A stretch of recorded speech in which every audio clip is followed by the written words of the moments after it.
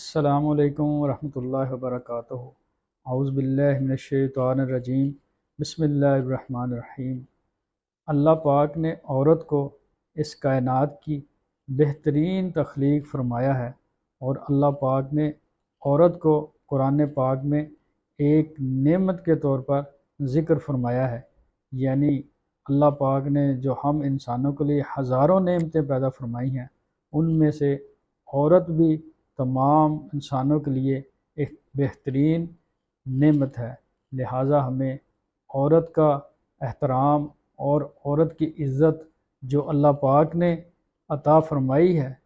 اس کے مطابق ہمیں ہر لحاظ سے عورت کا احترام اور اس کی عزت کرنی چاہیے۔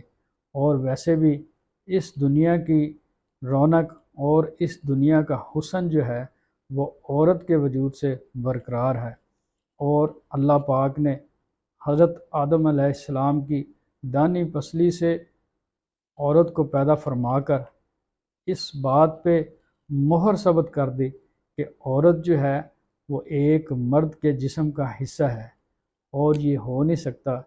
کہ میرے جسم کا ایک حصہ بے قرار ہو اور میرا باقی جسم جو ہے وہ سکون کی نیند سو جائے۔ جس طرح اگر میرا ایک بازو جو ہے وہ کٹ جائے یا میری ایک انگلی زخمی ہو جائے تو یہ ہو نہیں سکتا کہ میرا دوسرا ہاتھ، بازو اور باقی جسم جو ہے وہ سکون کی نیند سو جائے۔ لہٰذا اگر ہمارے گھروں میں عورت دکھی ہوگی تو مرد جو ہے وہ کبھی بھی سکھی نہیں رہ سکتا۔ اگر ہمارے گھروں میں عورت پر ظلم و ستم کیا جائے گا تو پھر یہ معاشرہ کبھی بھی ترقی نہیں کر سکتا۔ ہم عورت کو سکھ دے کر اور عورت کو وہ جو عزت اللہ پاک نے عطا فرمائی ہے وہ عزت دے کر ہم دنیا میں بھی اور معاشرے میں بھی اپنا مقام بنا سکتے ہیں۔ آج اگر دیکھا جائے تو ہمارے گھروں میں بے شمار جو ہے وہ گھریلو جھگڑے شروع ہو چکے ہیں۔ ہمارے جو فیملی کورٹ ہیں وہاں پہ اگر جا کر دیکھا جائے یا کسی دارالایمان میں جا کر دیکھا جائے تو ہر عورت کی ایک مظلوم اور ایسی کہانی ملے گی کہ اس پر آپ حیران ہو جائیں گے کہ کس طرح سے ظلم و ستم کیا گیا ہے۔ اگر ہم عورت پر ظلم و ستم کر کے اور یہ چاہیں گے کہ ہمیں معاشرے میں ترقی یا عزت ملے گی تو یقین مانیں کہ نہ ہم دنیا میں عزت حاصل کر سکتے ہیں اور نہ اللہ کے ہاں اپنا کوئی مقام بنا سکتے ہیں۔ اگر ہم اپنے قد کو بڑھانا چاہتے ہیں تو پھر جو ہے ہمیں عورت کا اپنے گھروں میں اللہ پاک نے جس صورت میں بھی آپ کے گھروں میں عورت کو ایک نعمت کے طور پر دیا ہے، ہمیں اس کا ہر لحاظ سے عزت اور اس کا احترام کرنا چاہیے۔ ہمارے گھروں میں عورت ایک ماں کے روپ میں بھی ہو سکتی ہے، اور ہمارے گھروں میں عورت ایک بیٹی کے روپ میں بھی ہو سکتی ہے، اور ہمارے گھروں میں عورت ایک بہن کے روپ میں بھی ہو سکتی ہے،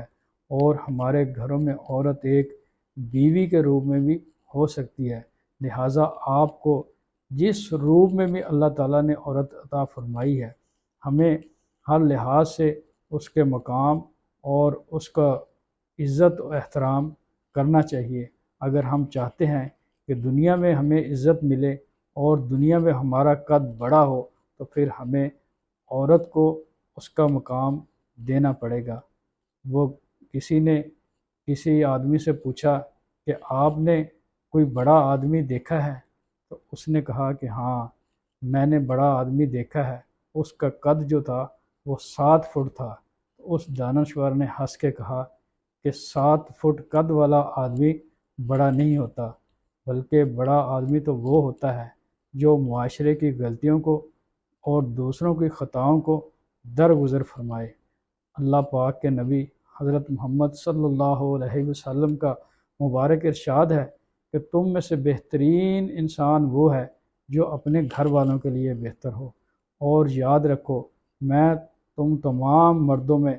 اپنے گھر والوں کے لیے بہترین حسن و سلوک کا مالک ہوں۔ تو اللہ کے نبی نے یہ ہمیں ارشاد فرما دیا اور ہمیں تنبیہ کر دی کہ ہم اپنے گھر والوں کے ساتھ جو ہے وہ حسن سلوک کے پیش آئیں، حسن سلوک کے ساتھ پیش آئیں، اس میں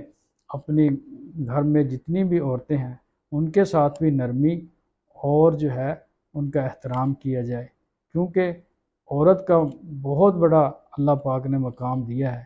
وہ ایک عورت ہی تھی جس نے سب سے پہلے نبی کریم صلی اللہ علیہ وسلم پر ایمان لے کے آئیں، اور وہ ایک عورت ہی تھی جس نے نبی کریم صلی اللہ علیہ وسلم کو سب سے پہلے تسلی دی اور فرمایا کہ آپ پریشان نہ ہوں،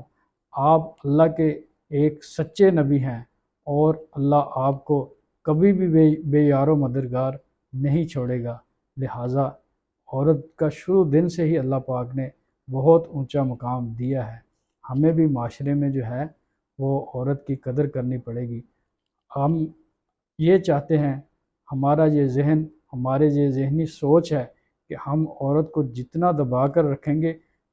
معاشرے میں ہماری اتنی عزت بڑھے گی اور ہمارا قد بڑھے گا۔ یقین مانیں کہ ہم عورت کے ساتھ جتنا بھی محبت اور اخلاق کے ساتھ پیش آئیں گے اتنا ہی معاشرے میں ہمارا